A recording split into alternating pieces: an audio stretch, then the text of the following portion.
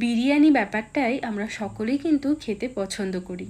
তবে বাড়িতে বিরিয়ানি তৈরি করতে গেলে অনেকটা দোকানের মতো হয় না, আবার খুব ঝামেলাও মনে হয়। আজকে আমি যেই পদ্ধতিতে চিকেন বিরিয়ানি তৈরি করা দেখিয়েছি, আশা করব এই পদ্ধতিতে চিকেন বিরিয়ানি তৈরি করলে সহজ তো মনে হবেই, আর তার সাথে খেতেও কিন্তু কোনো হোটেল বা রেস্টুরেন্টের থেকে কোনো অংশেই কম হবে না।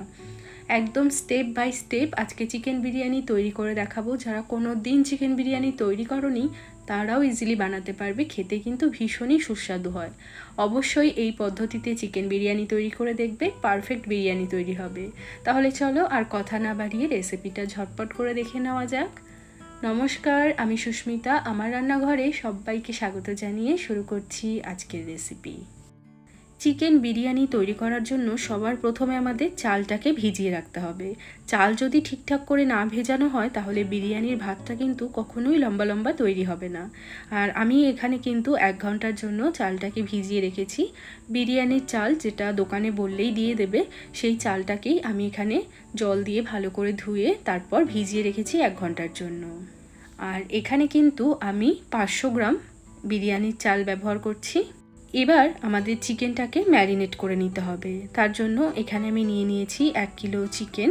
চিকেনটাকে ম্যারিনেট করবার জন্য সবার প্রথমে চিকেনের মধ্যে দিয়ে দিচ্ছি 1 টেবিল চামচ মতো লবণ, দিয়ে দিচ্ছি 1 টেবিল চামচ কাশ্মীরি লঙ্কার গুঁড়ো,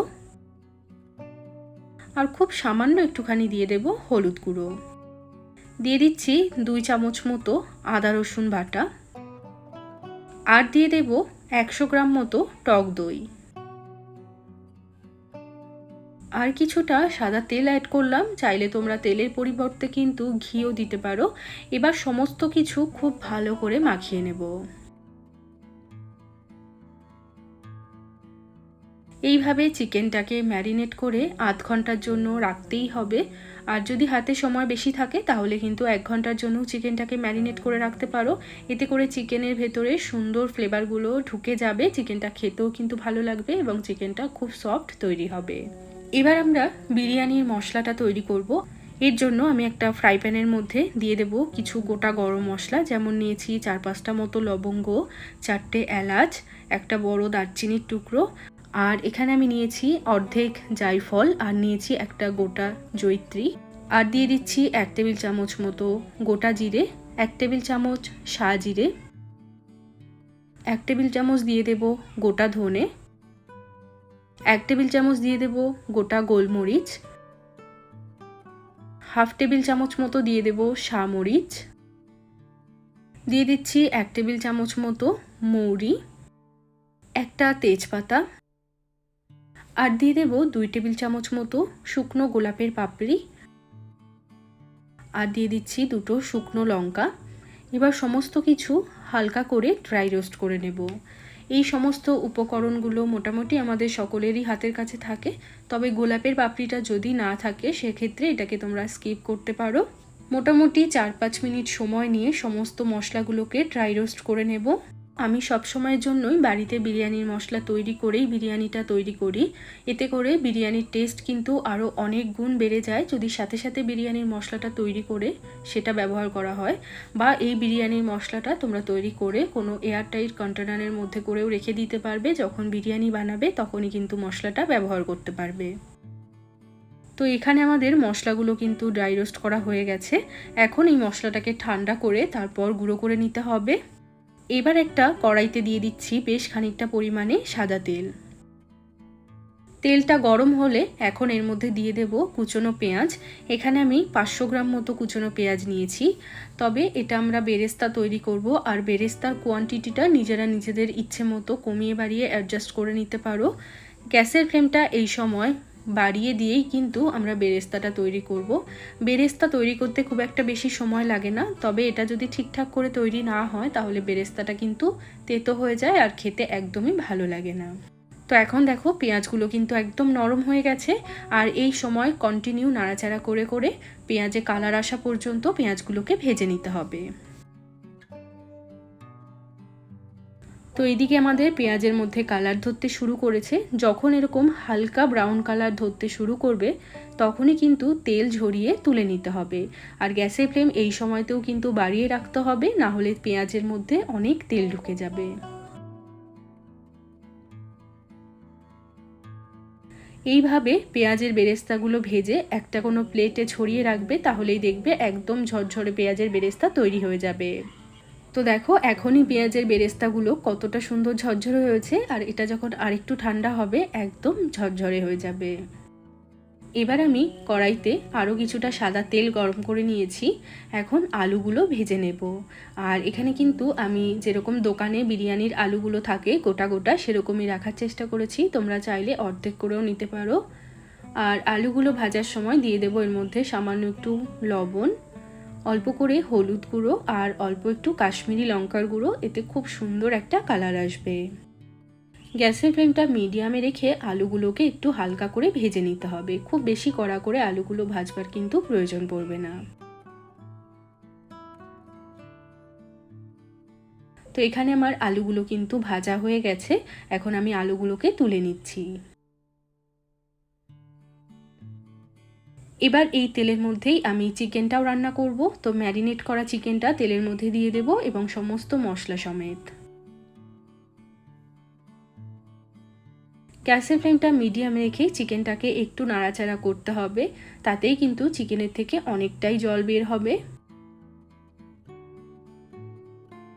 তো এখানে আমি 10 মিনিট মতো সময় নিয়ে চিকেনটাকে রান্না করছি। আর চিকেনের থেকে এখন কিন্তু অনেকটা পরিমাণে জল বেরিয়েছে। এই সময় আমি এর মধ্যে অ্যাড করে দিচ্ছি পেঁয়াজের বেরেস্তা। আর বেরেস্তাগুলো হাত দিয়ে এইভাবে একটু গুঁড়ো করে দিয়ে দিচ্ছি।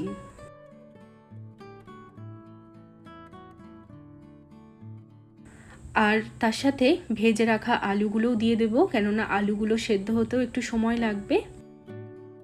আর এখানে আমি বিরিয়ানির মশলাটাকে গুঁড়ো করে নিয়েছি। আর এই মশলাটাকেই আমি দিয়ে দিচ্ছি 1.5 চামচ মতো।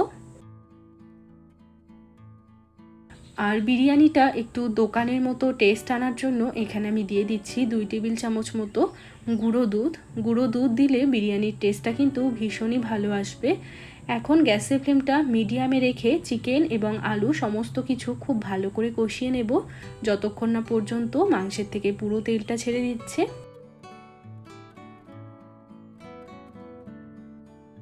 মোটামুটি 15 মিনিট মতো সময় নিয়ে চিকেনটাকে মিডিয়াম টু হাই ফ্লেমে কষিয়ে নিয়েছি। এখন দেখো চিকেনের যতটা জল বেরিয়েছিল সবটাই শুকিয়ে গেছে এবং পুরো তেলটা কিন্তু আলাদা হয়ে গেছে। আর এই সময়তেই আমাদের অ্যাড করতে হবে জল। তো এখানে আমি দিয়ে দিলাম পরিমাণ মতো জল, যাতে চিকেন এবং আলু একদম ভালোভাবে সেদ্ধ হয়ে যায়। এবার মাংসটাকে ঢাকা দিয়ে রাখবো যতক্ষণ না পর্যন্ত আলু এবং চিকেনটা ভালোভাবে সেদ্ধ হচ্ছে। তবে খেয়াল রাখতে হবে একদম সম্পূর্ণ যাতে গলে না যায়।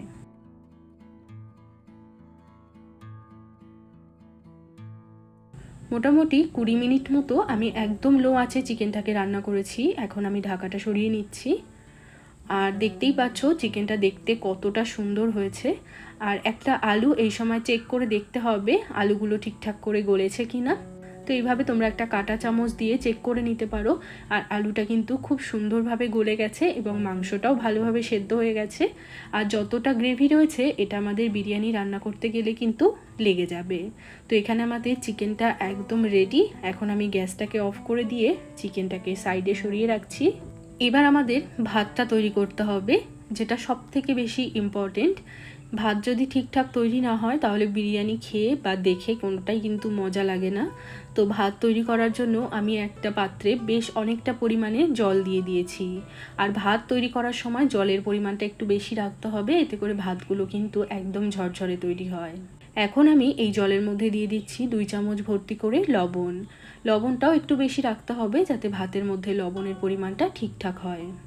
এবার দিয়ে দিচ্ছি এর মধ্যে 1 টেবিল চামচ মতো সাদা তেল। দিয়ে দিচ্ছি 3-4টে দারচিনি, 3-4টে দিয়ে দিলাম লবঙ্গ আর 2-3টে এলাচ। আর দিয়ে দিচ্ছি 1/2 চামচ মতো সাজিরে। এখন জলটা ফুটে যাওয়া পর্যন্ত আমাদের অপেক্ষা করতে হবে। যখন জলটা একদম টকবক করে ফুটে যাবে, চাইলে তোমরা কিন্তু গোটা গরম মশলাগুলো এই সময় ছেঁকে তুলে নিতে পারো, অথবা ভাতের সাথে রান্নাও করে নিতে পারো। এবার এর মধ্যে অ্যাড করে দেব ভিজিয়ে রাখা বাসমতি চাল। গ্যাসের ফ্লেমটা এই সময় একদম বাড়িয়ে রাখতে হবে। এই ভাতটা তৈরি হতে কিন্তু খুব একটা বেশি সময় লাগবে না।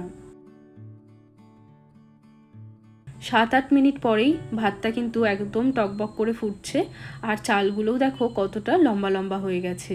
ঠিক এই সময় দিয়ে দেব অর্ধেকটা পাতিলেবুর রস। পাতিলেবুর রস ব্যবহার করলে ভাতের কালারটা কিন্তু বেশ সাদা সাদা হয়। ভাতটাকে ঠিক ঘড়ি দেখে আমাদের টোটাল 10 থেকে 12 মিনিট মতোই রান্না করতে হবে। এর বেশি কিন্তু বিরিয়ানির ভাত রান্না করার প্রয়োজন পড়ে না যদি চালটাকে আগে থেকে ভিজিয়ে রাখা হয়। আর দেখো ভাতগুলো একদম লম্বা লম্বা হয়ে গেছে, আর এই ভাতগুলো কিন্তু একটু শক্ত থাকবে, মানে 80% মতো ভাতগুলো আমাদের তৈরি করতে হবে। বাকি 20% আমাদের যখন আমরা ভাতটাকে স্টিমে দেব তখনই কিন্তু হয়ে যাবে।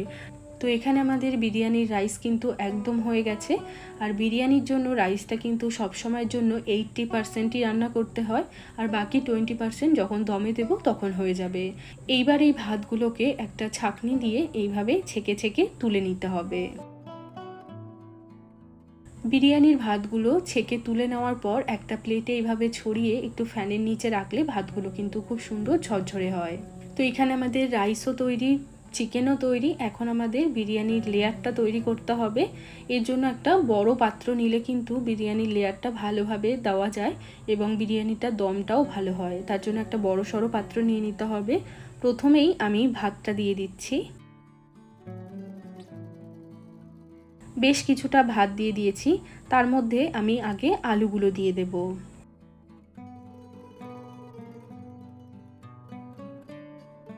এবং যে গ্রেভিটা রয়েছে সেই গ্রেভিটাও এর মধ্যে দিয়ে দিচ্ছি।